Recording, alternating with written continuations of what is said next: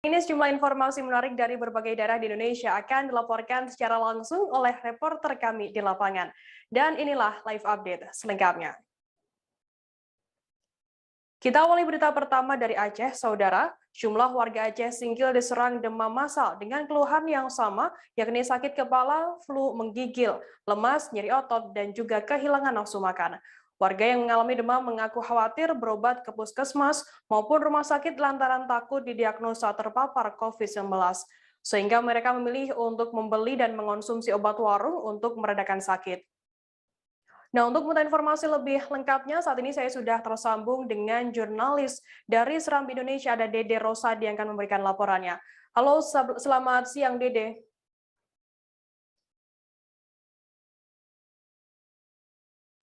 Halo, Dede, selamat siang. Siang. Dede, bisa dijelaskan sejak kapan warga Aceh Singkil ini mengalami demam massal? Informasi dari warga, mereka mulai mengalami demam ini sekitar 2 minggu laluan. Kemudian puncaknya minggu kemarin dan minggu ini mulai pada bersembuhan. Mhm. Apa alasan sebagian warga yang demam ini tidak berobat ke puskesmas maupun ke rumah sakit? Informasi dari warga, sebetulnya mereka itu takutnya itu ketika didiagnosa COVID-19, mereka harus menjalani isolasi mandiri, jauh dari keluarga. Sementara kalau terpapar coronanya sendiri, mereka sebetulnya sudah tidak khawatir kalau memang itu sudah nasib mereka. Cuman ketika didiagnosa positif, khawatir mereka itu ketika harus menjalani isolasi gitu. Tapi kalau hasil tadi dari tim kesehatan, umumnya mereka memang demam biasa. Oke, apa yang kemudian dilakukan oleh warga ini yang tidak memeriksakan diri ke puskesmas maupun ke rumah sakit agar mereka sembuh dari demamnya? Bermacam-macam, ada juga yang beli obat ke warung, yang sakit kepala, misalnya beli obat sakit kepala, kemudian ada juga yang pergi ke klinik atau dokter. Kemudian ada juga kalau di Aceh Singkil ini istilahnya berobat kampung atau obat tradisional, misalnya dengan mengoleskan kunyit. Eh, ada juga malah yang beberapa yang mandi air laut gitu. Berarti mengandalkan obat warung dan juga menggunakan herbal seperti itu. Kemudian tindakan dari Dinas Kesehatan Aceh Singkil terhadap adanya fenomena demam massal terhadap warga Aceh Singkil ini seperti apa? Hari ini tadi tim dinas kesehatan ada dari tim puskesmas, kepala dinas kesehatan, kemudian Kapolres Aceh Singkil tadi turun ke lapangan menemui warga dan memeriksa kesehatannya. Kemudian mereka juga memberikan pengertian bahwa ketika terpapar corona mereka tidak perlu khawatir gitu. Karena kepentingan mereka untuk didiagnosa itu untuk menghindari menular ke masyarakat lain. Nah, sementara tadi hasil beberapa yang dicek memang umumnya demam biasa karena musim pancaroba. Oke, baik. Tribuners, tadi jurnalis kami juga sempat melakukan wawancara dengan dua orang warga bernama Wati dan juga Safnil, kemudian dari Kepala Puskesmas Singkil Utara, Dr. Tri Patriuni. Berikut liputannya untuk Anda. Baru 2 hari. Kalau keluarga, Dia udah hari kita 4 hari. penyebabnya karena panas-panasan atau apa? Karena kerja? Panas-panasan juga. Udah berobat Udah, ke dokter ya? Dr. Robin. Selain dokter, obat dari dokter apalagi yang Cuman itu aja lah, nggak ada obat campur. udah berobat? Enggak, Kenapa nggak berobat? takut bisa corona. Jadi obatnya apa aja? Air hangat aja sama buah-buahan. Udah mulai mendingan? Demam ini. Jadi seperti ini, kalau ada warga yang demam, yang saat ini satu rumah itu sudah demam semua, tidak usah takut datang ke puskesmas. Silakan datang, kalau tidak mau datang ke puskesmas, hubungi saja bidan desa atau tim PPKM di desa. Itu nanti mereka menginformasikan ke kita dan kita yang akan turun. Kalau memang dirasa takut datang ke puskesmas nanti dikonfirmasikan, tidak apa-apa, apalagi setelah vaksinasi. Jadi kalau setelah vaksinasi COVID ini jadi seperti penyakit flu biasa, jadi tidak usah takut. Nah, sekarang yang kita cegah itu penularannya, karena banyak yang masyarakat kita yang belum dapat vaksinasi. Jadi itu yang kita hindari. Kalau penanganan yang ini dicek ke rumah-rumah atau bagaimana? Gimana? Yang sekarang ini dicek ke rumah-rumah atau bagaimana? Yang sekarang? Kalau yang sekarang kalau memang masih nggak mau, kita datang ke rumah, kita jemput bola. Nanti obatnya kita berikan, tapi kita lakukan pemeriksaan untuk memastikan itu memang demam batuk biasa ataukah memang infeksi corona. Tidak usah takut. Harapan kita mata rantai ini putus, dan masyarakat sehat. Memang ini sekarang lagi tinggi di kasusnya, kasus flu demam biasa. Takut, tidak usah takut di COVID kan, sekali lagi saya bilang. Kalau tidak mau datang ke puskesmas, silakan hubungi bidan desa, kepala desa atau tim PPKS desa. Dari Aceh kita beralih ke Medan, Saudara. Pihak keluarga pasien kanker payudara bernama Nur Mala Tambun, 48 tahun yang meninggal dunia dalam kondisi fisik yang lebam kini melaporkan pihak RSUP Adam Malik ke Polrestabes Medan Minggu 8 Agustus 2021. Hal itu disampaikan oleh pihak keluarga. Eben Tambunan saat dijumpai membuat laporan di ruangan SPKT Polrestabes Medan. Eben menceritakan awalnya Nur Mala dirawat di RSUP Adam Malik karena mengidap penyakit kanker payudara stadium 4 atau akhir mulai 27 Juli 2021 lalu. Di kemoterapi yang ke-6, Nur Mala pun mengalami kondisi yang sudah sangat lemas. Pihak RSUP Adam Malik melakukan tes swab PCR yang hasilnya positif terpapar COVID-19. Setelah itu Nur Mala pun dirawat di ruangan isolasi khusus pasien COVID-19 pada 29 Juli 2021. Hingga akhirnya tepat pada Sabtu 7 Agustus pukul 5 sore, pihak keluarga mendapat kabar dari dokter RSUP Adam Malik bahwa Nur Mala dinyatakan meninggal dunia. Pihak keluarga meminta untuk dikirimi foto jenazah Nur Mala. Namun mereka menemukan kejanggalan pada kondisi fisik Nur Mala, seperti luka bolong di mata sebelah kanan, lidah keluar tergigit, mata lebam, dan adanya benjolan pada kepala. Nah, untuk mengetahui informasi lebih lengkapnya mengenai hal ini, sudah bergabung bersama saya, wartawan dari Tribun Medan, ada Guklas yang akan memberikan laporannya. Selamat siang, Guklas. Ya, selamat siang, Firda. Guklas, bisa dijelaskan apa keluarga Nur Mala melaporkan RSUP Adam Malik ke Polrestabes Medan? Bisa Anda jelaskan secara rinci?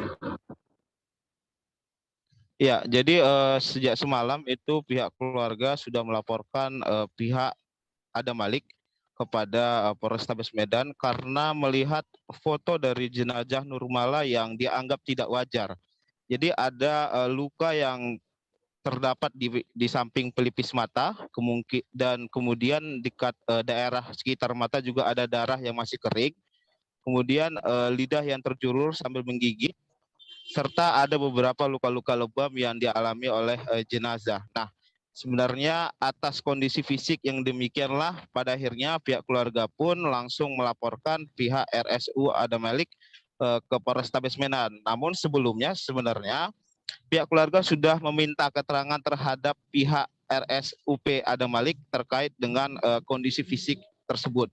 Namun jawaban dari pihak RSUP Adam Malik tidak memuaskan keluarga karena kabarnya masa luka lubang yang ada di sekitar daerah areal mata Nur Mala itu hanya dikarenakan posisi tidur Nur Mala tersebut. Seperti itu. Nah, jawaban yang itu yang membuat para keluarga tidak memuaskan sehingga harus melaporkan pihak Adam Malik ke Polrestabes Medan. Demikian. Bu Klaus, mungkin bisa dijelaskan lebih rinci terkait riwayat penyakit Nur Mala ini yang mulainya mengidap kanker payudara stadium 4 yang kemudian dibawa ke RSUP Adam Malik, dan kemudian seperti apa informasinya? Nah, sebenarnya si Nur Mala ini sudah mengidap penyakit kanker payudara stadium 4 itu mulai 27 Juli 2021. Lalu kemudian dia sudah sempat menjalani 6 kali kemoterapi, dan di kemoterapi ke-6 inilah dia sudah mengalami kondisi yang lemas.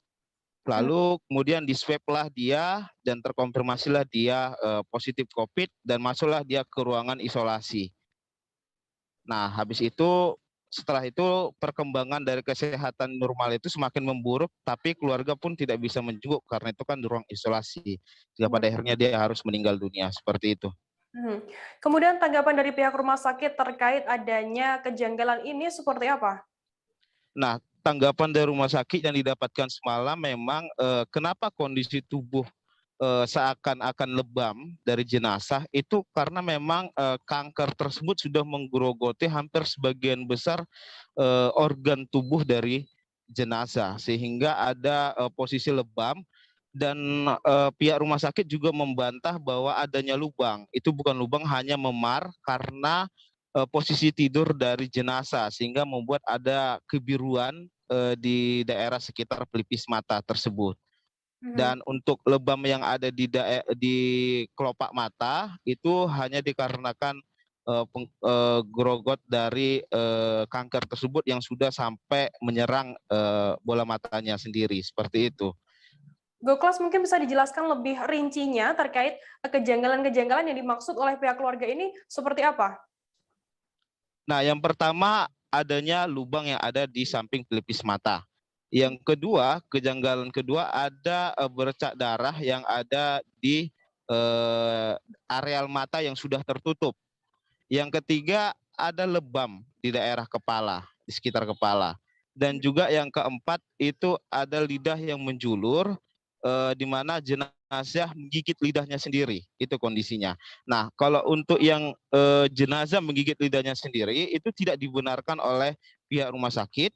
Kemudian untuk lebam-lebam tersebut, dibilang pihak rumah sakit itu karena efek dari kanker yang sudah menggerogoti organ termasuk di areal matanya, makanya ada darah yang coba dibersihkan seperti itu dan itu sudah mengering. Sementara untuk luka lubang itu tidak ada dari penuturan dari pihak rumah sakit, hanya luka lebam saja karena posisi tidur. Hanya itu yang bisa diterima dari keterangan rumah sakit. Untuk saat ini kondisi ke jenazahnya sendiri apakah sudah diautopsi atau seperti apa dari pihak kepolisian? Nah, setelah melaporkan pihak Adam Malik itu ke pihak Polrestabes Medan, setelah keluar SPKT-nya, kemudian jenazah itu pun Nurmala langsung dilarikan dari Rumah Sakit Adam Malik ke Rumah Sakit Bayangkara untuk melakukan otopsi. Itu sudah sejak semalam diberlakukan sampai pada pukul 10 pada akhirnya jenazah pun dimakamkan di Simalingkar B khusus untuk pasien COVID. Nah, sampai saat ini untuk hasil otopsi sudah diserahkan di Rumah Sakit Universitas Sumatera Utara dan hasilnya akan ditunggu 3 minggu ke depan. Oke, baik. Tribuners, tadi jurnalis kami juga sempat melakukan wawancara dengan Eben Tambun, keluarga dari jenazah Nurmala. Berikut wawancara lengkapnya untuk Anda. Jadi karena dari keterangan-keterangan dokter yang dikasih tahu sama kami, banyak kejanggalan, makanya kami membuat pengaduan laporan ke Polresta Medan supaya ditindaklanjuti secara ranah hukum agar itu jenazah nabur kami supaya diotopsi. Kami minta keadilan karena banyak kejanggalan sudah yang kami dapat dari Rumah Sakit Haji Adam Malik Medan. Begitu yang bisa saya laporkan. Dan bagi bapak dari media tolong dibantu supaya kasus ini cepat terungkap. Itu Bang, jenazahnya masih ada di RS Adam Malik atau gimana?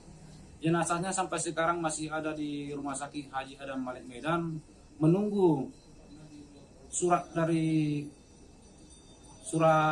untuk supaya diotopsi dari Adam Malik. Adam Malik. Kami harus bawa surat laporan kami dari Polresta Medan ini supaya bisa diotopsi. Setelah suratnya kami dapat bisa diotopsi, makanya nanti jenazahnya akan diotopsi di Rumah Sakit Bayangkara Medan. Bang, untuk komunikasi terakhir Namboru bersama dengan keluarga itu apa, Bang? Komunikasi terakhir dengan Namboru ini terakhir dia meminta supaya saya antar dia jus. Dia minta jus mangga, tapi karena dia sudah di ruang isolasi dan itu nggak bisa saya terpenuhi. Itu permintaannya pas dia menelepon. Remaja yang terseret ombak di kawasan Pasir Jambak berhasil ditemukan pada Senin 9 Agustus 2021 dini hari tadi. Sebelumnya pada sore hari kemarin, petugas tim pencarian yang terdiri dari tim SAR menghentikan pencarian sementara waktu. Namun pihak keluarga tetap melanjutkan pencarian bersama masyarakat sekitar di sekitar lokasi kejadian. Korban ditemukan oleh pihak keluarga dan masyarakat sekitar sekira pukul 00.10 waktu Indonesia Barat di sekitar lokasi hilangnya. Korban bernama Yose terseret ombak di kawasan Pantai Pasir Jambak, Kecamatan Koto Tangah, Kota Padang, Sumatera Barat pada Minggu 8 Agustus kemarin. Nah, untuk mengetahui informasi lebih lengkapnya, saat ini saya sudah tersambung dengan jurnalis tribunpadang.com, ada Rezi Aswar yang akan memberikan laporannya. Selamat siang, Rezi. Siang, Firda. Rezi, bisa dijelaskan bagaimana kronologi hilangnya atau terseretnya korban bernama Yose ini? Iya, ini untuk korban bukan Yose, Firda. Ini untuk korban seorang remaja umur 14 tahun bernama Agung, di mana kemarin terseret ombak pada sore hari, tepatnya di kawasan Pantai Cinta, di Pasir Jambak, Kelurahan Pasianan Tigo, Kecamatan Koto Tangah, Kota Padang, Sumatera Barat. Gitu, Cinta. Jadi kemarin itu dilaporkan bahwa remaja ini sedang berenang ya di kawasan pantai, tepatnya ini salah satu objek wisata di Kota Padang. Kemudian bagaimana proses pencarian dari korban sendiri dan bagaimana proses evakuasinya? Iya, untuk proses evakuasi dan pencariannya, bahwa dilaporkan oleh masyarakat ke tim SAR, sehingga tim SAR turun untuk melakukan pencarian sore itu juga. Namun pencarian nihil walaupun sudah diturunkan 1 unit perahu karet untuk menyisir kawasan pantai. Dan pencarian dihentikan sementara waktu, dan namun pihak keluarga dan masyarakat setempat tetap melakukan pencarian hingga malam hari. Dan korban ditemukan sekitar pukul 00.15 waktu Indonesia bagian Barat. Begitu. Oke, setelah ditemukan selanjutnya korban dibawa kemana, Rezi? Iya, korban ditemukan dengan kondisi meninggal dunia dan langsung dievakuasi ke rumah duka yang beralamat di Air Dingin, Kelurahan Balai Gadang, Kota Padang, Sumatera Barat. Gitu, Huda. Oke, baik, Tribuners, tadi jurnalis kami juga sempat melakukan wawancara dengan dan tim SAR di lapangan bernama Tridesyu Herman. Berikut liputan lengkapnya untuk Anda. Info kita terima dari potensi SAR kita yang sudah kita latih di sekitaran Pasir Jambak menyampaikan berita ke kantor SAR Padang pada pukul 17.00. Kita persiapan tim dan sampai di lokasi kurang lebih di 17.20 WIB. Tindakan yang kita lakukan saat ini adalah penyisiran di pinggiran pantai, melibatkan masyarakat tempat yang mana sebagai saksi mata untuk pencarian kita di hari yang pertama ini. Korbannya umur berapa dan siapa ya?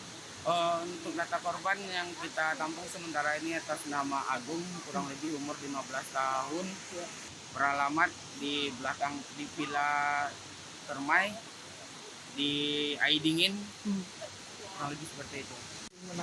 Mandi-mandi dengan 3 orang temannya, saksi mata ataupun teman yang selamat bernama Eji, umur 14 tahun, kelas 2 dengan sekolah yang sama, kemudian Fauzan, umur kurang lebih 14 tahun juga. Orangnya sendiri tahu ramai tadi? Berawal kronologis tadi si Agung perdana untuk mandi, sementara Fauzan masih persiapan untuk mau mandi. Alhasil dari si Agung karena terseret ombak atau pusaran air, si Eji dan si Fauzan inisiatif untuk melaksanakan pertolongan untuk si Agung. Sempat tercapai ataupun terpegang tangan, namun karena cuaca tarikan ombak, si Fauzan ini sempat terminum air, jadi dia evakuasi untuk selamatkan diri. Tribuners, kita akan jeda sejenak, kami masih akan menyajikan informasi menarik untuk Anda seusai ini, tetap di Live Update. Oke, apa kabar Bang Arif di sini untuk strateginya? Kalau saya sendiri di Game Week 37 ini yang semalam baru mulai, apa yang dirasakan saya udah Kak Hitam? Sebenarnya aku nggak ngerasa itu penangkapan atau penggerbegan atau apapun itu. Karena gini loh, posisinya aku kriteria. Jadi kita mengenal disebut dengan stroke yang tidak berdarah dengan stroke yang berdarah. Stroke yang tidak berdarah itu biasanya ditandai dengan adanya penyumbatan. Kalau itu terjadi di sini mungkin pikirnya tidak ke situ kali ya. Tapi kalau di Korea atau di Kamboja itu ada beberapa paper yang saya itu Mas, ya, dulunya tukang koran. Oh gitu ya. Tukang koran. Ya, saya baca itu Pak. Tuh kan pernah baca kan? Ya. Jadi kalau saya jadi tanggam itu udah bersyukur banget. Si anak ini dijadikan sebagai tersangka begitu. Ya, kalau ini kita bicara yang di luar kasus Sebongombo ya. Dengan nama hujan shower, di mana terdapat batas jelas antara daerah hujan dan tidak hujan yang biasanya terjadi pada fase awal mature stage atau tahap berbahaya dewasa. itu Kang. Jadi mulai artinya terjadinya perlembekan. Nah itu untuk penetrasi akan sulit gitu ya. Dok, saya ini menurut saya memang tidak mudah, bukan urusan tanah diambil. Kalau misalnya Amerika Serikat sekarang, Rasulullah mengatakan dalam sebuah hadis bahwa berpuasa di 6 hari Syawal itu. Oke, apa kabar Bang Arifki di sini untuk strateginya? Kalau saya sendiri di Jumip 37 ini yang semalam baru mulai, saya udah pas. Sebenarnya aku nggak ngerasa itu penangkapan atau penggerebegan atau apapun itu. Karena gini loh, posisinya aku kriteria. Jadi kita mengenal disebut dengan stroke yang tidak berdarah dengan stroke yang berdarah. Stroke yang tidak berdarah itu biasanya ditandai dengan adanya penyumbatan. Kalau itu terjadi di sini mungkin pikirnya tidak ke situ kali ya. Tapi kalau di Korea atau di Kamboja itu ada beberapa paper yang saya itu Mas, ya, dulunya tukang koran. Oh gitu ya. Tukang koran. Ya, saya baca itu Pak. Tuh kan pernah baca kan? Ya. Jadi kalau saya jadi tanggam itu udah bersyukur banget. Si anak ini dijadikan sebagai tersangka begitu. Ya, kalau ini kita bicara yang di luar kasus Sebongombo ya. Dengan nama hujan shower, di mana terdapat batas jelas antara daerah hujan dan tidak hujan yang biasanya terjadi pada fase awal mature stage atau tahap berbahaya dewasa. itu Kang. Jadi mulai artinya terjadinya perlembekan. Nah itu untuk penetrasi akan sulit gitu ya. Dok, saya ini menurut saya memang tidak mudah, bukan urusan tanah diambil. Kalau misalnya Amerika Serikat sekarang, Rasulullah mengatakan dalam sebuah hadis bahwa berpuasa di 6 hari Syawal itu. Oke, apa kabar Bang Arifki di sini untuk strateginya? Kalau saya sendiri di Jumip 37 ini yang semalam baru mulai, saya udah pas. Sebenarnya aku nggak ngerasa itu penangkapan atau penggerebegan atau apapun itu. Karena gini loh, posisinya aku kriteria. Jadi kita mengenal disebut dengan stroke yang tidak berdarah dengan stroke yang berdarah. Stroke yang tidak berdarah itu biasanya ditandai dengan adanya penyumbatan. Kalau itu terjadi di sini mungkin pikirnya tidak ke situ kali ya. Tapi kalau di Korea atau di Kamboja itu ada beberapa paper yang saya itu Mas, ya, dulunya tukang koran. Oh gitu ya. Tukang koran. Ya, saya baca itu Pak. Tuh kan pernah baca kan? Ya. Jadi kalau saya jadi tanggam itu udah bersyukur banget. Si anak ini dijadikan sebagai tersangka begitu. Ya, kalau ini kita bicara yang di luar kasus Sebongombo ya. Dengan nama hujan shower, di mana terdapat batas jelas antara daerah hujan dan tidak hujan yang biasanya terjadi pada fase awal mature stage atau tahap berbahaya dewasa. itu Kang. Jadi mulai artinya terjadinya perlembekan. Nah itu untuk penetrasi akan sulit gitu ya. Dok, saya ini menurut saya memang tidak mudah, bukan urusan tanah diambil. Kalau misalnya Amerika Serikat sekarang, Rasulullah mengatakan dalam sebuah hadis bahwa berpuasa di 6 hari Syawal itu. Oke, apa kabar Bang Arifki di sini untuk strateginya? Kalau saya sendiri di Jumip 37 ini yang semalam baru mulai, saya udah pas. Sebenarnya aku nggak ngerasa itu penangkapan atau penggerebegan atau apapun itu. Karena gini loh, posisinya aku kriteria. Jadi kita mengenal disebut dengan stroke yang tidak berdarah dengan stroke yang berdarah. Stroke yang tidak berdarah itu biasanya ditandai dengan adanya penyumbatan. Kalau itu terjadi di sini mungkin pikirnya tidak ke situ kali ya. Tapi kalau di Korea atau di Kamboja itu ada beberapa paper yang saya itu Mas, ya, dulunya tukang koran. Oh gitu ya. Tukang koran. Ya, saya baca itu Pak. Tuh kan pernah baca kan? Ya. Jadi kalau saya jadi tanggam itu udah bersyukur banget. Si anak ini dijadikan sebagai tersangka begitu. Ya, kalau ini kita bicara yang di luar kasus Situbondo ya, dengan nama hujan shower, di mana terdapat batas jelas antara daerah hujan dan tidak hujan yang biasanya terjadi pada fase awal mature stage atau tahap berbahaya dewasa. itu Kang.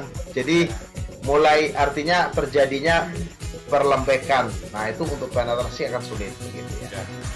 Dok, saya ini menurut saya memang tidak mudah, bukan urusan tanah diambil. Kalau misalnya Amerika Serikat sekarang, Rasulullah mengatakan di dalam sebuah hadis bahwa berpuasa di 6 hari Syawal itu. Oke, apa kabar Bang Arif di sini untuk strateginya? Kalau saya sendiri di Jumip 37 ini yang semalam baru mulai, saya udah sebenarnya aku nggak ngerasa itu penangkapan atau penggerebegan atau apapun itu, karena gini loh, posisinya aku kriteria. Jadi kita mengenal disebut dengan stroke yang tidak berdarah dengan stroke yang berdarah. Stroke yang tidak berdarah itu biasanya ditandai dengan adanya penyumbatan. Kalau itu terjadi di sini mungkin pikirnya tidak ke situ kali ya, tapi kalau di Korea atau di Kamboja itu ada beberapa paper yang saya itu Mas, ya dulunya tukang koran. Oh gitu ya. Tukang koran. Ya, saya baca ya, Pak. Tuh kan pernah baca kan? Ya. Jadi kalau saya jadi pangdam itu udah bersyukur banget. Si anak ini dijadikan sebagai tersangka begitu.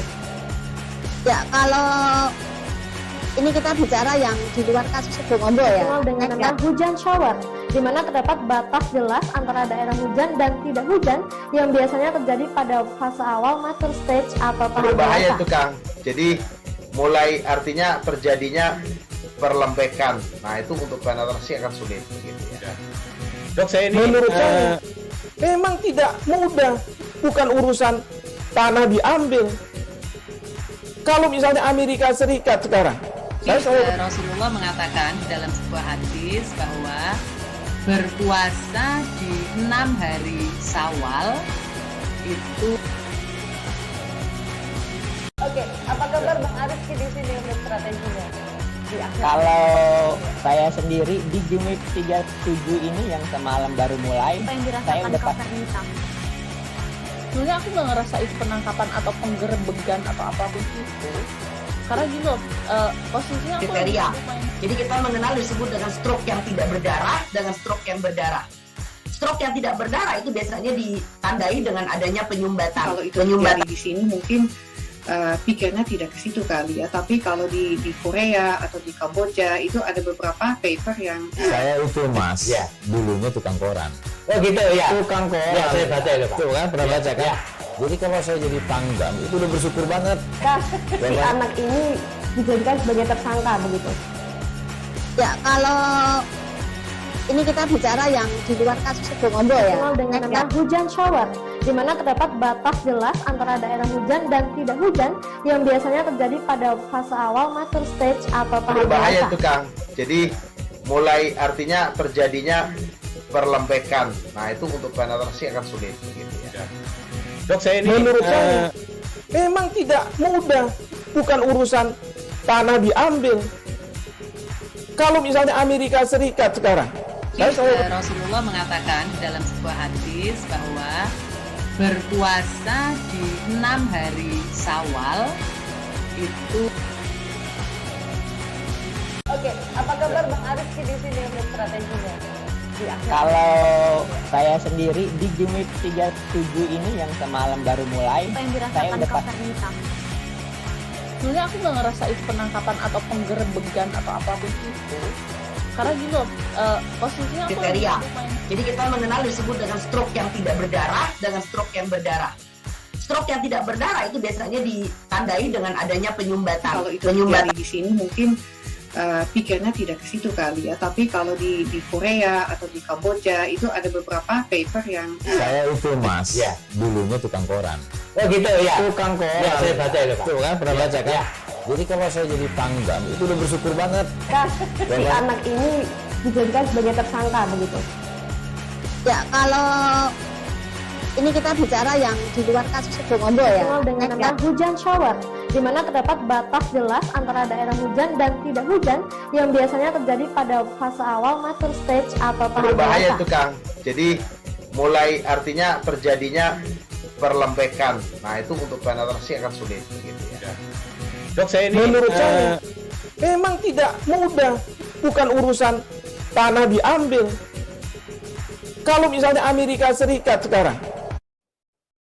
Masih bersama saya Firdananda di Live Update. Kita beralih ke informasi selanjutnya, Saudara. Para pelaku seniman di Kabupaten Boyolali, Jawa Tengah menjual aset properti panggung mereka. Mereka melakukan hal itu karena sepi job selama pandemi COVID-19.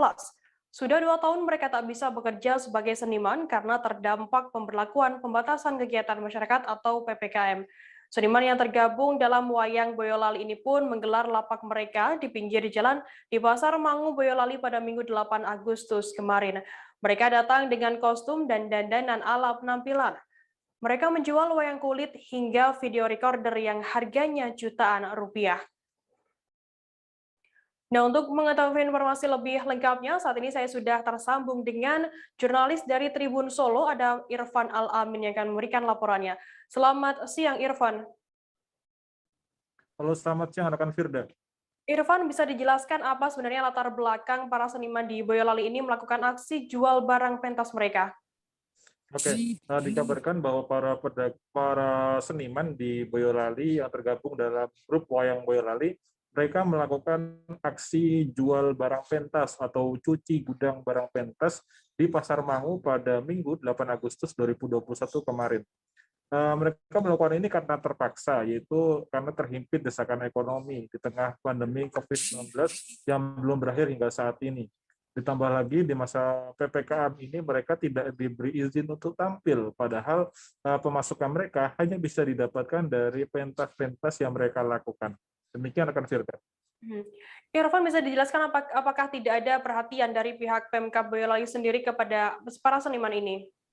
Oke, kemarin dari saya sendiri selaku wartawan Tribun Solo berhasil mengonfirmasi kepada salah satu dalang yang hadir pada acara tersebut. Dalang tersebut bernama Wartoyo. Dia menjelaskan dia tidak bisa tampil selama ini dan sudah mengadukan dari DPRD Boyolali bahkan hingga DPR di tingkat di Senayan Jakarta sana. Namun hasilnya nihil karena tidak ada solusi yang diberikan oleh para pejabat-pejabat tersebut. Bahkan selain tidak ada solusi, dirinya juga berputus asa karena perhatian dari pihak Pemkab Boyolali atau dari pemerintah saat ini tidak ada dan masih belum terasa kepada dirinya dan rekan-rekannya sesama profesi. Kemudian apa saja barang yang mereka jual kepada warga ini? Oke, yang mereka jual aneka ragam dari kostum pementasan dari harga 50.000 hingga harga 1,25 juta, 1,25. Lalu ada juga tape recorder yang mereka beli sekitar 8 juta dan mereka jual harganya 3 juta. Dan ada juga wayang-wayang yang asli terbuat dari kulit dari nominal ratusan ribu hingga jutaan rupiah. Kemudian bagaimana situasi dan antusias warga terhadap para seniman tersebut yang melakukan aksi ini? Oke, antusias warga cukup signifikan. Selain pertama karena mereka kaget, hal tersebut sangat jarang terjadi, di mana ada para pedagang yang menjual barang-barang mereka di pinggir jalan, di tengah pasar. Lalu mereka juga terkejut dengan aksi kocak para seniman-seniman tersebut yang terkadang menari, terkadang teriak-teriak, terkadang membuat pentas-pentas dadakan demi menarik perhatian masyarakat agar membeli barang mereka. Dan ini merupakan kali pertama dan mereka berharap semoga aksi-aksi para seniman yang nekat berjemur di bawah terik panas matahari hanya untuk sesuap nasi tidak terjadi lagi, sehingga mereka bisa mendapatkan panggung yang layak agar mereka bisa tampil dan bisa mereka mencari nafkah kembali. Oke, baik. Terima kasih wartawan Tribun Solo Irfan Al-Amin atas laporan Anda. Selamat bertugas kembali. Kita beralih ke informasi selanjutnya, Saudara. Bernardus Reko, 39 tahun, pemilik apotek sekaligus alat kesehatan di Kota Pangkal Pinang, Kepulauan Bangka Belitung, bergerak hatinya untuk menjadi relawan oksigen. Sejak awal diluncurkan, setidaknya sudah 50 masyarakat yang memanfaatkan hal ini. Selain itu, Bernardus juga membuka posko relawan COVID-19 Sanyu Peduli yang memberikan pendampingan hingga pemberian obat sampai sembako kepada masyarakat yang sedang menjalani isolasi mandiri. Nah, untuk mengetahui informasi lebih detailnya, sudah bergabung bersama saya wartawan dari Bangkapos. Ada CP Marlianto yang akan memberikan laporannya. Selamat siang, CP. Siang, Firda. CP bisa dijelaskan di latar belakang posko relawan COVID-19 Sanyo Peduli. Untuk awal mula posko relawan COVID-19 Reko Peduli ini dilatar belakangi dari kurangnya ketersediaan oksigen terutama di Kota Pangkal Pinang. Berawal dari situ sejak tanggal 20 Juli 2021 Reko sendiri langsung menginisiasi untuk melakukan pengisian ulang oksigen gratis bagi para pasien yang sedang menjalani isolasi mandiri. Selain menyediakan oksigen gratis, Reko juga menyediakan fasilitas berupa untuk pemberian obat-obatan hingga suplemen hingga pendampingan bagi para pasien isolasi mandiri. Begitu. Saja pelayanan yang diberikan selama isolasi mandiri. Bagaimana betul? Apa saja pelayanan pada masyarakat selama ini? Iya. Untuk pelayanan sendiri yang diberikan ya, seperti memberikan bantuan peralatan kesehatan seperti oximeter, vitamin, obat-obatan, masker, susu hingga pendampingan dari tenaga kesehatan. Seperti yang diketahui, relawan yang ada di posko tersebut terdiri dari berbagai kalangan seperti apoteker, dokter, tenaga kesehatan hingga para pengusaha. Untuk pelayanan sendiri di posko ini para tenaga kesehatan standby selama 24 jam, jadi para pasien isolasi mandiri dapat memanfaatkan layanan untuk memperoleh panduan isolasi mandiri yang benar maupun terkait keluhan yang dirasakan pasien isolasi mandiri itu sendiri. Begitu, CP sudah berapa yang memanfaatkan ini?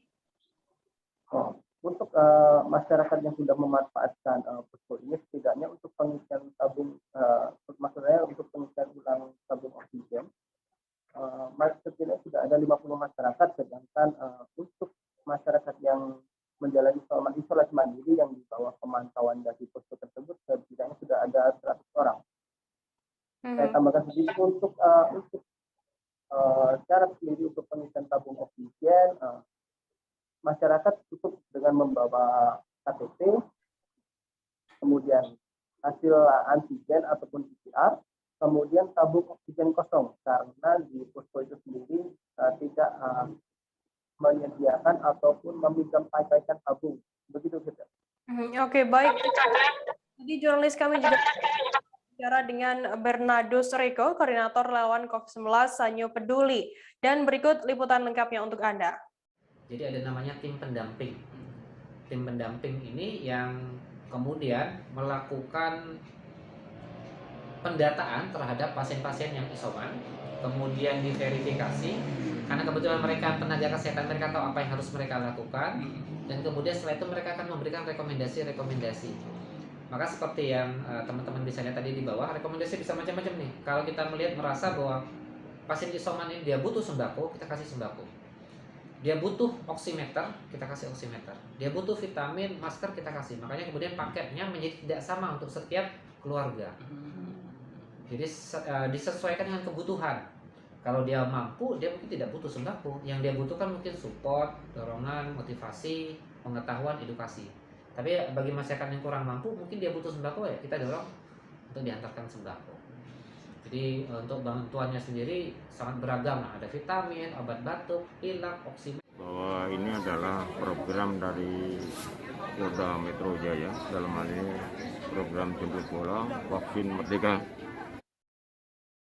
Baterai mata, situs peninggalan Jepang di kota Kendari, senjata baja berjenis mortir semi otomatis ini pernah menembak jatuh pesawat Amerika Serikat. Pucuk senapan besar berwarna hitam tersimpan dalam sebuah bangkar kecil di Kelurahan Mata, Kecamatan Kendari, 3 km dari pusat kota Kendari, Provinsi Sulawesi Tenggara. Senjata baja berjenis mortir semi otomatis merupakan bagian dari baterai artileri yang biasa terdiri dari senjata api, mortir, roket, dan juga misil. memiliki panjang 3,5 meter dan lebar moncong mortir 8 cm yang diarahkan tepat ke sebuah titik di Teluk Kendari. Tokoh masyarakat Mata Hadianto mengatakan pembangunan situs ini pada masa penjajahan Jepang tahun 1943, namun sudah beroperasi pada 1944. Berdasarkan sejarah serta cerita dari orang tua, mortir tersebut pernah menembak pesawat Amerika Serikat hingga jatuh. Pada saat zaman Permesta Meriam otomatis ini pernah menembak pesawat tempur milik Amerika Serikat yang dipiloti oleh seorang wanita dan jatuh di perairan Munsei, Kabupaten Konawe, Kepulauan. Nah, untuk mengetahui informasi lebih lengkapnya, saat ini saya sudah tersambung dengan jurnalis dari Tribun News Ultra, ada Ridwan Kadir yang akan memberikan laporannya. Selamat siang, Ridwan. Siang, rekan Firda. Ridwan, bisa dijelaskan bagaimana asal-usul pemberian nama mata ini? Ya, jadi asal-usul dari penamaan baterai mata itu sendiri itu sebenarnya diambil dari kelurahan Mata itu sendiri, yaitu di Kecamatan Kendari Barat, Kota Kendari, Sulawesi Tenggara. Berdasarkan keterangan dari warga setempat itu bahwa pada zaman dahulu, ya, warga setempat itu menjadi mata-mata untuk memantau pergerakan musuh yang hendak masuk di perairan Teluk Kendari, sehingga ketika ada musuh yang hendak masuk ke perairan Teluk Kendari, maka warga yang ditugaskan menjadi mata-mata tersebut itu memberitahu kepada warga lainnya, ya, yaitu ke seluruh warga di Kelurahan Mata agar segera bergegas ke puncak gunung, yaitu karena penduduk di Kelurahan Mata itu bertempat tinggal di pesisir pantai, sehingga ketika ada musuh yang hendak masuk ke wilayah perairan Teluk Kendari, itu semua warga menuju ke puncak gunung, sehingga musuh, ya, yang berada di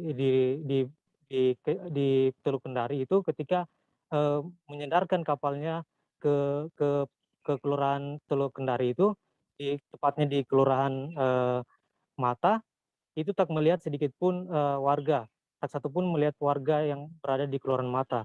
Sementara itu pada malam hari, ya, warga dihimbau untuk segera mematikan lampu.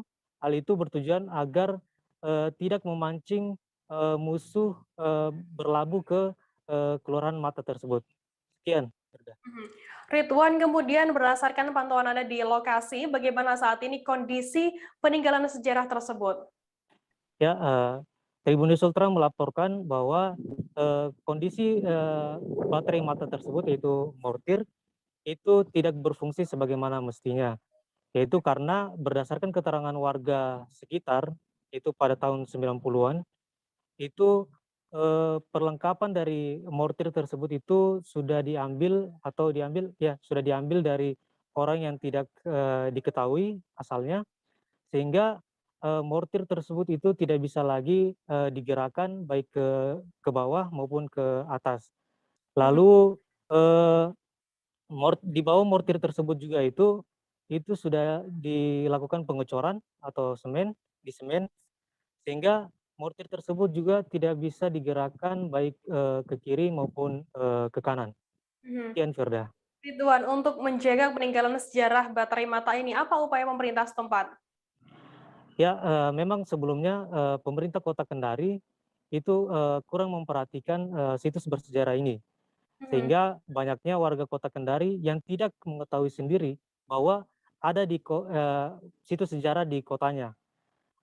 Namun pada tahun 2020 pemerintah Kota Kendari berupaya untuk mendaftarkan situs sejarah tersebut ke Cagar Budaya Nasional, sehingga pada tahun 2020 juga itu baterai mata itu terdaftar dalam Cagar Budaya Nasional. Kemudian baterai mata itu sendiri itu telah dilindungi oleh undang-undang, ya, Undang-Undang Nomor 11 tahun 2010 dan juga Peraturan Daerah atau Perda Kota Kendari Nomor 21 tahun 2013. Sekian Firda. Oke, baik. Terima kasih wartawan Tribun News Ultra Ridwan Kadir atas laporan Anda. Sehat selalu, selamat kembali.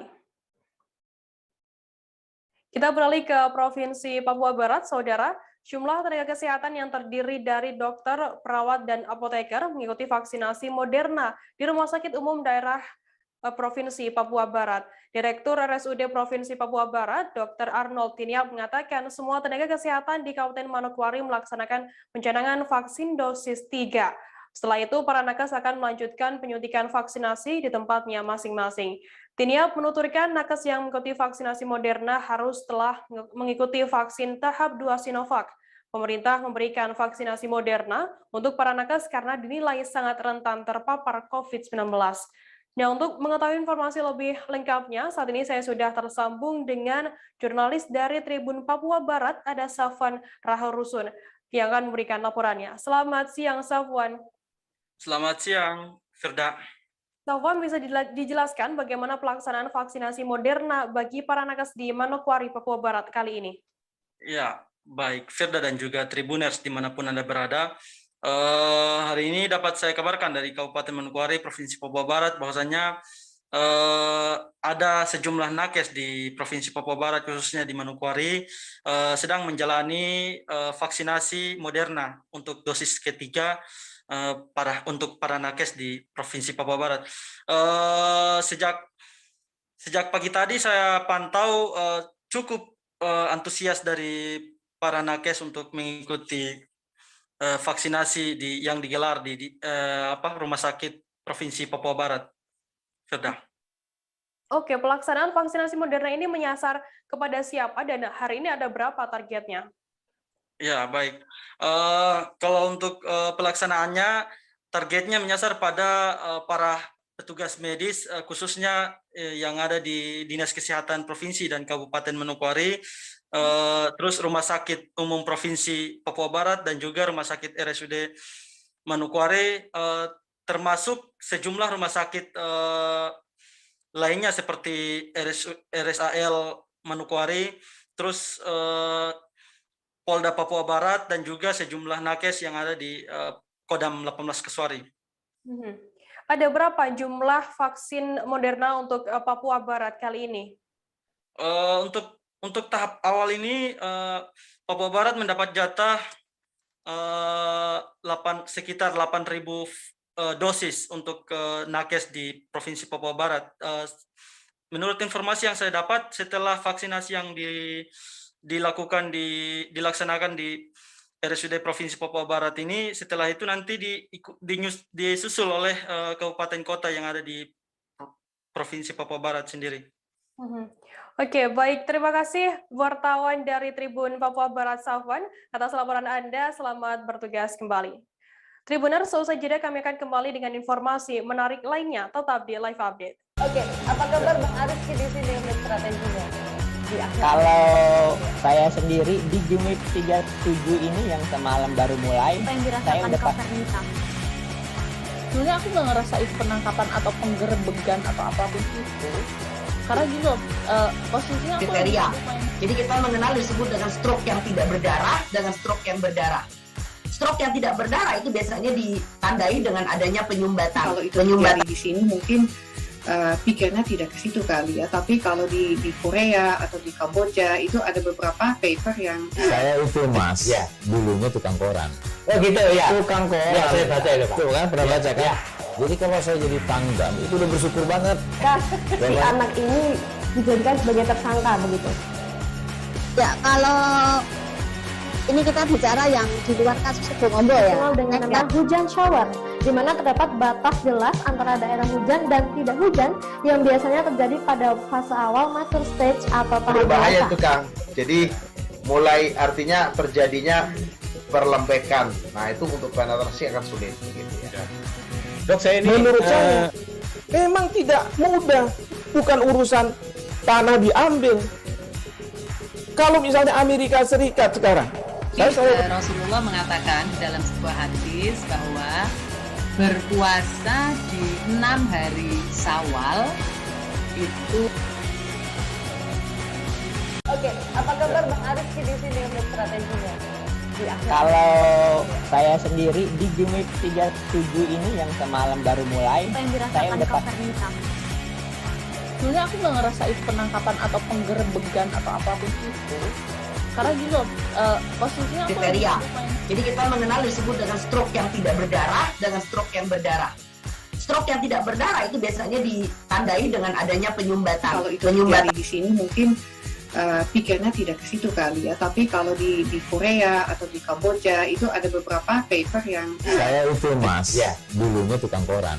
Oh gitu ya, tukang koran. Ya saya baca itu Pak. Tuh kan pernah baca kan? Jadi kalau saya jadi pangdam itu udah bersyukur banget.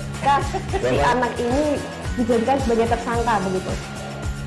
Ya kalau ini kita bicara yang di luar kasus Sebongombo ya, dengan nama hujan shower, di mana terdapat batas jelas antara daerah hujan dan tidak hujan yang biasanya terjadi pada fase awal mature stage atau tahap berbahaya itu Kang. Jadi mulai artinya terjadinya perlembekan. Nah itu untuk penetrasi akan sulit. Gitu ya. Dok saya ini menurut saya memang tidak mudah, bukan urusan tanah diambil. Kalau misalnya Amerika Serikat sekarang, Rasulullah mengatakan dalam sebuah hadis bahwa berpuasa di 6 hari Syawal itu. Oke, apa kabar Bang Ariski di sini untuk strateginya? Kalau saya sendiri di Jumip 37 ini yang semalam baru mulai, saya udah sebenarnya aku nggak ngerasain penangkapan atau penggerebegan atau apapun itu, karena gini loh, posisinya aku kriteria. Jadi kita mengenal disebut dengan stroke yang tidak berdarah dengan stroke yang berdarah. Stroke yang tidak berdarah itu biasanya ditandai dengan adanya penyumbatan. Kalau itu terjadi di sini mungkin pikirnya tidak ke situ kali ya, tapi kalau di Korea atau di Kamboja itu ada beberapa paper yang saya itu mas, ya dulunya tukang koran. Oh gitu ya, tukang koran. Ya saya baca itu Pak. Tuh kan pernah baca kan? Ya. Jadi kalau saya jadi pangdam itu udah bersyukur banget. Si anak ini dijadikan sebagai tersangka begitu. Ya kalau ini kita bicara yang di luar kasus Sebongombo ya, dengan nama hujan shower, di mana terdapat batas jelas antara daerah hujan dan tidak hujan yang biasanya terjadi pada fase awal mature stage atau tahap berbahaya itu Kang. Jadi mulai artinya terjadinya perlembekan. Nah itu untuk penetrasi akan sulit. Gitu ya. Dok saya ini menurut saya memang tidak mudah, bukan urusan tanah diambil. Kalau misalnya Amerika Serikat sekarang, Rasulullah mengatakan dalam sebuah hadis bahwa berpuasa di 6 hari Syawal itu. Oke, apa kabar Bang Ariski di sini untuk strateginya? Kalau saya sendiri di Jumip 37 ini yang semalam baru mulai, saya udah sebenarnya aku nggak ngerasain penangkapan atau penggerebegan atau apapun itu, karena gini loh, posisinya aku kriteria. Jadi kita mengenal disebut dengan stroke yang tidak berdarah dengan stroke yang berdarah. Stroke yang tidak berdarah itu biasanya ditandai dengan adanya penyumbatan. Kalau itu terjadi di sini mungkin pikirnya tidak ke situ kali ya, tapi kalau di Korea atau di Kamboja itu ada beberapa paper yang saya itu mas, ya dulunya tukang koran. Oh gitu ya, tukang koran. Ya saya baca itu Pak. Tuh kan pernah baca kan? Jadi kalau saya jadi pangdam itu udah bersyukur banget. Si anak ini dijadikan sebagai tersangka begitu. Ya kalau ini kita bicara yang di luar kasus Sebongombo ya, dengan nama hujan shower, di mana terdapat batas jelas antara daerah hujan dan tidak hujan yang biasanya terjadi pada fase awal mature stage atau tahap berbahaya itu Kang. Jadi mulai artinya terjadinya perlembekan. Nah itu untuk penetrasi akan sulit. Gitu ya. Dok saya ini menurut saya memang tidak mudah, bukan urusan tanah diambil. Kalau misalnya Amerika Serikat sekarang, Rasulullah.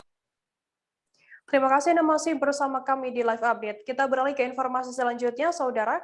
Kapal motor Kelut kembali melakukan pelayaran perdana dari Pelabuhan Batu Ampar, Batam, tujuan ke Tanjung Balai Karimun dan juga Belawan, Sumatera Utara Minggu 8 Agustus. Adapun beberapa persyaratan calon penumpang yang hendak bepergian dengan tujuan Tanjung Balai Karimun dan Belawan, Sumatera Utara, yakni wajib menunjukkan kartu vaksinasi minimal dosis pertama dan juga surat rapid test antigen.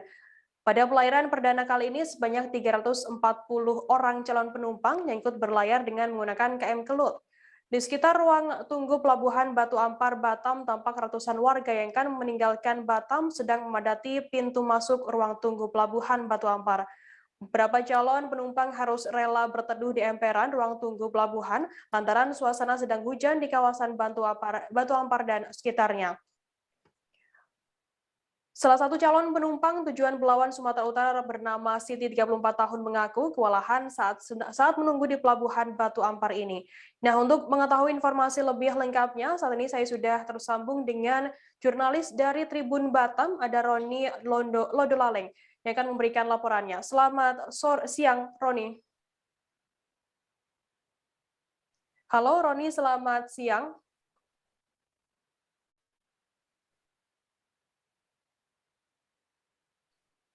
Halo, Roni.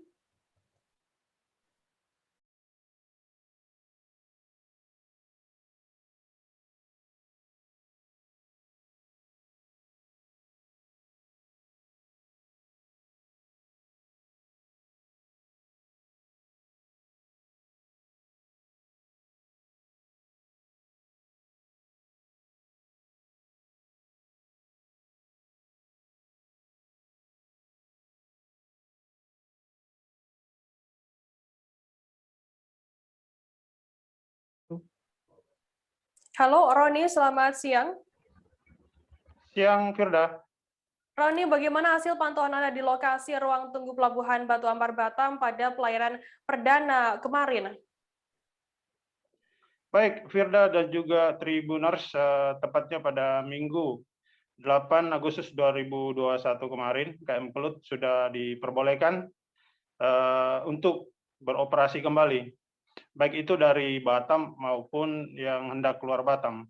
Pada pelayaran perdana ini, KM Kelut melayani penumpang dari Batam tujuan Tanjung Balai Karimun dan juga Pelabuhan Belawan, Sumatera Utara. KM Kelut sendiri sempat diberhentikan sementara waktu mengingat adanya larangan pemerintah Kota Batam terkait dengan PPKM darurat dan juga level 4.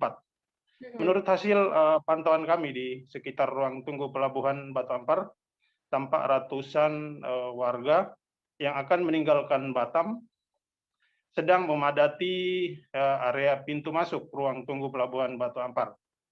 Terlihat beberapa calon penumpang harus rela berteduh di emperan ruang tunggu lantaran pada hari Minggu kemarin suasana sedang diguyur hujan di kawasan Batu Ampar dan sekitarnya.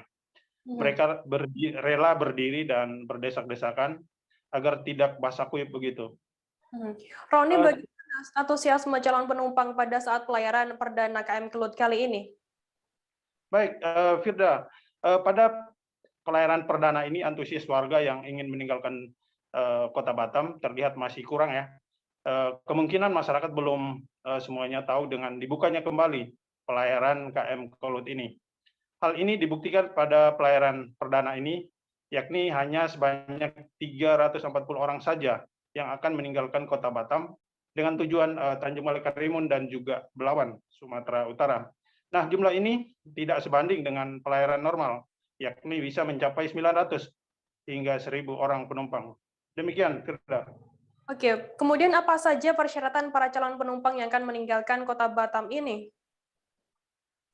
Baik, dari hasil wawancara kami bersama Kepala Operasional Pelni Cabang Batam, yakni Lanlan, ia mengatakan bahwa saat ini untuk pelayaran dari Batam tujuan ke Jakarta ataupun ke Medan dan juga Tanjung Balai Karimun, yakni para calon harus bisa melampirkan surat rapid test antigen dan juga melampirkan surat tanda vaksinasi minimal dosis pertama begitu. Selain itu, calon penumpang juga diwajibkan menunjukkan kartu identitas yang asli seperti KTP, KK, dan juga akte lahir. Jika calon penumpang tidak memiliki salah satu dari persyaratan tersebut, maka calon penumpang tersebut tidak diperbolehkan ikut berlayar ataupun meninggalkan kota Batam. Demikian, Firda. Oke, baik. Terima kasih wartawan Tribun Batam Roni Lodolaleng atas laporan Anda. Selamat bertugas kembali.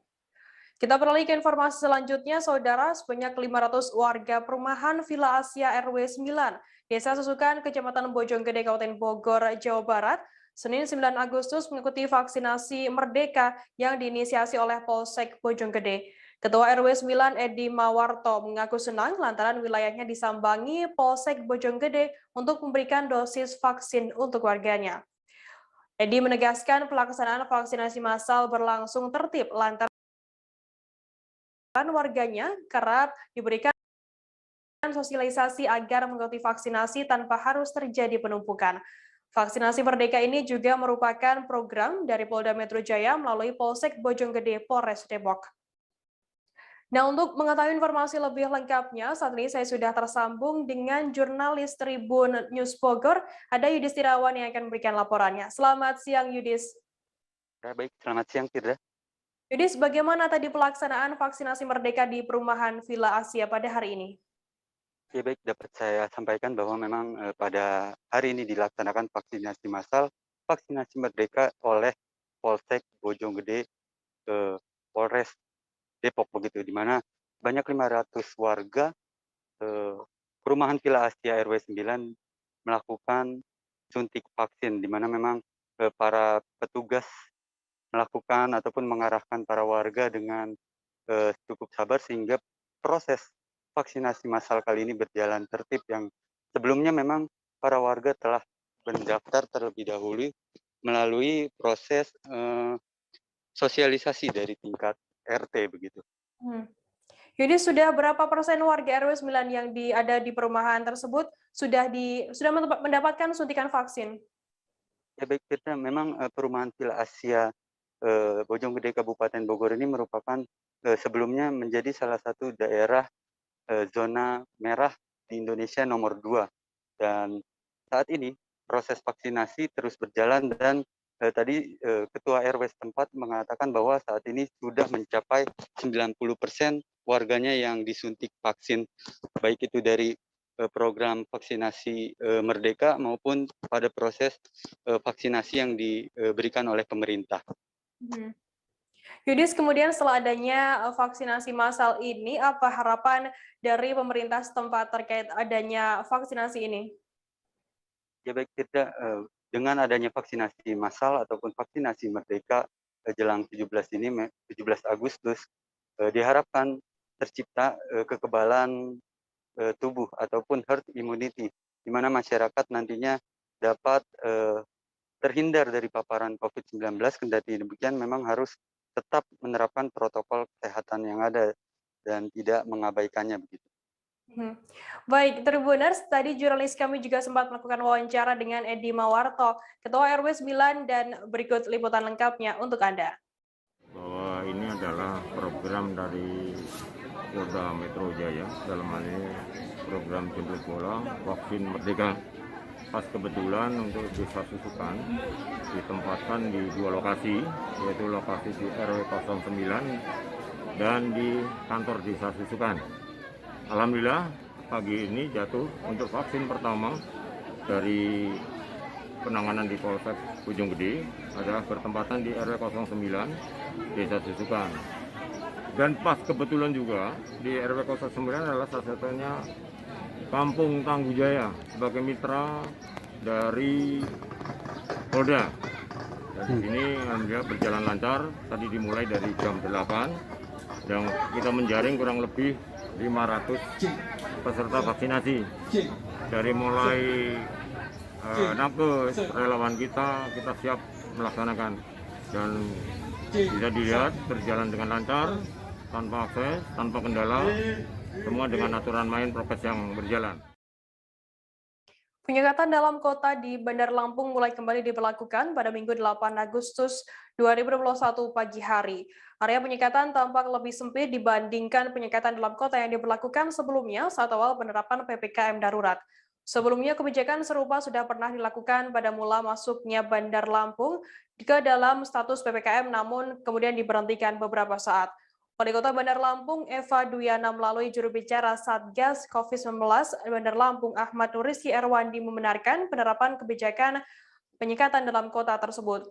Ia mengatakan kebijakan itu dihadirkan guna memaksimalkan memperkecil mobilitas masyarakat. Kebijakan penyekatan kali ini paling lambat akan berlangsung selama 1 pekan. Nah, untuk mengetahui informasi lebih lengkapnya, saat ini saya sudah tersambung dengan jurnalis dari Tribun Lampung. Ada Soma Ferrer yang akan memberikan laporannya. Selamat siang, Soma. Iya, selamat siang, Firda. Soma, bisa dijelaskan sejak kapan diberlakukan di Bandar Lampung dan kemudian akan berlaku? Iya, bisa diinformasikan bahwa penyekatan dalam kota ini sebelumnya sudah diterapkan pada awal ditetapkannya Bandar Lampung ke dalam status PPKM darurat, dan setelahnya kebijakan ini sempat dihentikan dan dihadirkan kembali di tepatnya kemarin pagi dan masih berlaku hingga hari ini. Untuk kondisi pada hari ini, bagaimana berdasarkan pantauan Anda di lokasi penyekatan? Iya, hari ini karena berlangsung pada hari pertama aktivitas normal di hari kerja, masyarakat di sekitar kota Bandar Lampung mengeluhkan karena penyekatan dalam kota ini yang terbilang mendadak tanpa ada sebuah sosialisasi, sehingga masyarakat setempat kebingungan saat melalui jalur dalam kota. Akibatnya, jalan-jalan pemukiman yang notabene jalan-jalan perumahan digunakan masyarakat untuk menjadi alternatif jalur yang disekat, Firda. Soma, mungkin bisa dijelaskan di mana saja titik-titik penyekatan di Bandar Lampung kali ini? Ya, penyekatan di Bandar Lampung terbagi menjadi 2, yakni dalam kota dan luar kota. Di dalam kota di mana terdapat 4 titik yang disekat, yakni di kawasan jalur arteri, yakni di Jalan Raden Intan, Jalan Jenderal Sudirman, Jalan Pangeran Diponegoro, dan Jalan Era Kartini, serta untuk yang di perbatasan pintu masuk Kota Bandar Lampung terdapat 5 penyekatan yang masing-masing yang berbatasan dengan daerah kabupaten sekitarnya. Kemudian sampai kapan akan diberlakukan penyekatan di dalam kota ini? Ya, direncanakan penyekatan dalam kota ini akan berlangsung mengikuti kebijakan pusat, di mana diketahui hari ini adalah hari terakhir pemberlakuan PPKM. Dan bila nantinya PPKM diperpanjang di Kota Bandar Lampung, maka kebijakan penyekatan dalam kota ini akan dievaluasi dalam kurun waktu 1 pekan kemudian. Oke, baik. Terima kasih wartawan Tribun Lampung, Soma Ferrer, atas laporan Anda. Selamat bertugas kembali. Kita beralih ke informasi selanjutnya, Saudara. TNI Angkatan Laut menggelar vaksinasi massal dan posko swab antigen gratis di Geraha Jala Puspita, Bendungan Hilir, Tanah Abang, Jakarta Pusat pada hari ini, Senin 9 Agustus 2021. Kegiatan tersebut digelar dalam rangka memperingati hari ulang tahun ke-75 Organisasi Istri-Istri Prajurit TNI AL atau Jala Senastri, menyambut HUT RI ke-76 dan peringatan HUT ke-64 Rumah Sakit Angkatan Laut Dr. Minto Harjo. Ketua Umum Jala Senastri Vero Yudo Margono didampingi Wakil Ketua Umum Jala Senastri Ahmadi Haripurwono dan pengurus inti Jala Senastri meninjau langsung kegiatan tersebut. Nah, untuk mengetahui informasi lebih lengkapnya, saat ini saya sudah tersambung dengan jurnalis dari tribunnews.com, ada Gita Irawan yang akan memberikan laporannya. Selamat siang, Gita. Selamat siang, Firda. Kita bisa dijelaskan bagaimana antusiasme masyarakat dalam mengikuti kegiatan vaksinasi kali ini? Ya, terima kasih bisa disampaikan bahwa kegiatan yang telah dilakukan tadi, bahwa masyarakat tampak antusias mengikuti kegiatan vaksinasi dan swab antigen gratis tersebut. Hal tersebut tampak dari bagaimana masyarakat yang terus berdatangan silih berganti dan terisi penuhnya kursi-kursi yang disediakan bagi mereka. Selain itu, panitia kegiatan juga menambah dosis vaksinasi yang awalnya hanya 500, hingga kemudian harus ditambah menjadi 1.000 dosis. Seperti itu, Firda. Siapa saja target kegiatan vaksinasi kali ini? Ya, target kegiatan tersebut adalah masyarakat sekitar kawasan Bendungan Hilir Tanah Abang, Jakarta Pusat. Namun demikian, tadi juga ditemukan ada beberapa warga yang berasal dari daerah lain seperti Bekasi, Cibubur, dan daerah di sekitar Jakarta lainnya. Selain untuk orang dewasa, anak-anak yang datang juga tetap dilayani untuk divaksinasi. Kita berapa banyak vaksinator yang dikerahkan pada vaksinasi kali ini dan dari mana saja asalnya? Vaksinator yang bertugas dalam kegiatan tersebut berjumlah 90 orang. Mereka semua berasal dari para istri prajurit TNI Angkatan Laut yang juga merupakan anggota Jalasan Astri. Mereka itu berprofesi sebagai dokter, bidan, serta perawat. Seperti itu. Selain vaksinasi dan swab massal, kegiatan apa lagi yang dilakukan dalam rangka hari ulang tahun ke-75 Jalasan Astri ini? Ya, selain kegiatan tersebut juga organisasi istri prajurit TNI Angkatan Laut juga melaksanakan kegiatan bakti sosial lain. Misalnya untuk putra-putri prajurit TNI AL yang berkebutuhan khusus serta donor darah. Itu dilakukan di seluruh Indonesia. Kegiatan tersebut juga dilakukan di cabang-cabang Jalasan Astri yang ada tersebar di seluruh Indonesia. Seperti itu, Firda. Oke, baik. Terima kasih, Tribuners. Tadi jurnalis kami juga sempat melakukan wawancara dengan Ketua Umum Jalasan Astri Pusat, Vero Yuda Margono, dan berikut liputan lengkapnya untuk Anda. Pada pagi hari ini, kami Jalasan Astri Pusat, Pengurus Pusat Jalasan Astri, mengadakan kegiatan bakti sosial, yaitu vaksin, berupa vaksin, baik yang pertama maupun yang kedua, kita menerima. Alhamdulillah, target kita yang tadinya kurang lebih 500 pasien, ternyata antusias dan animo masyarakat lebih dari itu. Tadi saya menanyakan daftar yang di dalam sudah 860. Berarti lebih dari 1.000, karena saya lihat di luar masih banyak yang berdatangan dan mengantri. Sebelum saya dari sini, saya melaksanakan kegiatan donor darah di Pos Armada 1 di Jalan Gunung Sari. Tadi di sana juga melaksanakan donor darah kurang lebih sekitar 170, kemudian 30 untuk donor darah persahabatan plasma, ya plasma ya, konvalesen. Kemudian juga dari Jalasan Astri sendiri mendonorkan darah kurang lebih 80.000. Kegiatan ini dilaksanakan seluruh anggota Jalasan Astri di Indonesia, dan tentunya tanggal dan waktu berbeda sesuai dengan daerah masing-masing. Informasi tadi sekaligus menutup perjumpaan kita dalam live update hari ini. Jangan lupa saksikan terus informasi terbaru lainnya hanya di kanal YouTube Tribunnews. Masih di tengah pandemi, Tribuners, kami terus mengingatkan Anda untuk selalu menerapkan protokol kesehatan dimanapun Anda berada. Saya Firdana, mewakili seluruh kru yang bertugas, pamit undur diri. Terima kasih dan sampai jumpa. Jangan lupa like, subscribe, dan share ya!